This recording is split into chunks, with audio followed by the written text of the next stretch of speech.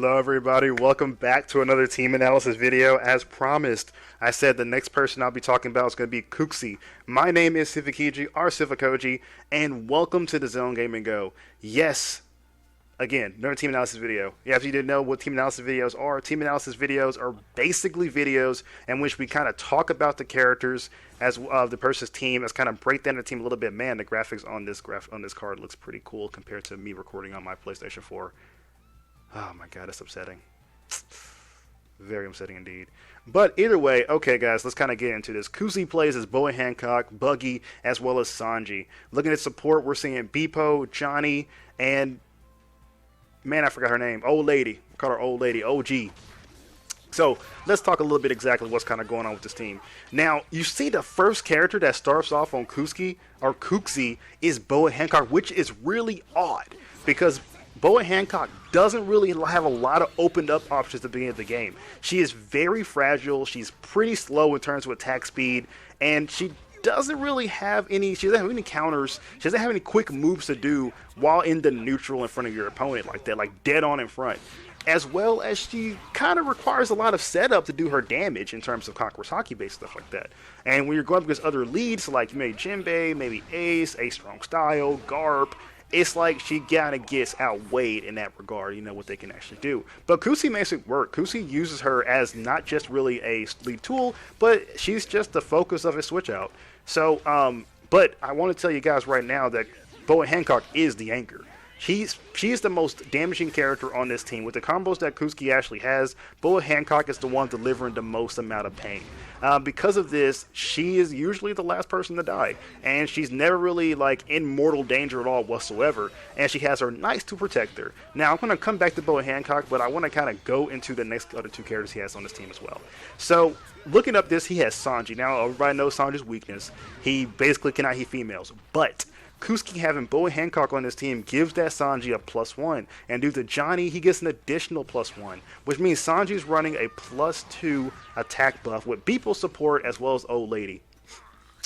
This is so much utility because you get, the more damage you do, the more burning gauge you get. And with the +2 on Sanji, as well as the Old Lady, he's getting a ton of burning gauge simply by Sanji doing what he does best, which is combos, which is really good. So by doing so, it kind of builds up Boa Hancock's ability to come in using her ultimate combos and stuff like that. Of course, Sanji can start his Unity Chains and kind of bring in Buggy for some more pain with his one-hitter. But literally, honestly, guys, Sanji isn't even the biggest problem with this team. It is Boa Hancock by far. Sanji is just there to literally lead her to victory. Let's kind of skip to the next fight here because we want to see everything this match has to offer or the team has to get. Okay, so coming up, let's kind of move on to Buggy here. Like I said, we're going to go back to Boa Hancock. So Buggy is usually a lead. He's usually starting off battles. I've recently been seeing Buggy in the guard position. He's not really coming in first like he used to, like I've been seeing, but I don't know that many Buggy players, and so I guess this is, you know, not really odd, I guess, since Kukzi and Rohawk are both, well, I think Mario runs Buggy as well. Now, the thing about Buggy is that Buggy gains power every time he delivers special attacks. So he already starts to wear +1, which means Buggy can have at least a +6 power buff. Now, this usually doesn't happen in terms of 3v3 because Buggy's usually switching out, especially with Kukzi's case, switching out to Sanji, switching out to Boa Hancock. So Buggy usually doesn't get that +6, but he has the ability to do so. But the thing that makes Buggy dangerous is that heavy guard break. As you already see in his team, Kukzi has a Conqueror's Hockey-based character and a Hockey-based character, but Buggy is a slight Logi-based character. And with that ability in hand, Buggy doesn't really need to break people with this heavy guard break. Even though if it even needed to, I mean, I guess it could. But what really comes into play with Buggy is the ability of that big top. Utilizing that big top is super strong because it basically gives your opponent something else to worry about. It's real difficult to fight against because big top is a command grab, it's super fast, and if you see it actually done, what can you do about it? I mean, you can't punch it. Because you can, I guess if you know he's going to do it or whatever. Sorry about that, guys. So, but that, like I said, Buggy's not even a big problem. Now, he does come in with this heavy guard break, running attack combo, and another heavy guard break to start a Unity Chain, and that's possible in terms of walls. But you won't really see Buggy doing that much stuff. Like I said, Buggy is just there to help Boa Hancock the victory. Now, Boa Hancock, anchor, by far. because of this, Sanji come in doing his kicks, Boa Hancock comes in, conquers Hockey, blasting him back up, starting a whole petrification combo. When she actually gets this done and turns you into stone, Buggy can come in, use the big top, and basically get that unblockable. Not only does it do a automatic down, but it gives you the ability to bring in Boa Hancock and to switch out in terms of jumping switch out and make your opponent guess if you're actually going to do that or if you're just going to go with Buggy again and just like do if they wake up, just go big top right off the bat. That's something that Rohawk actually initiates. So this is a guessing game once he puts you on the ground.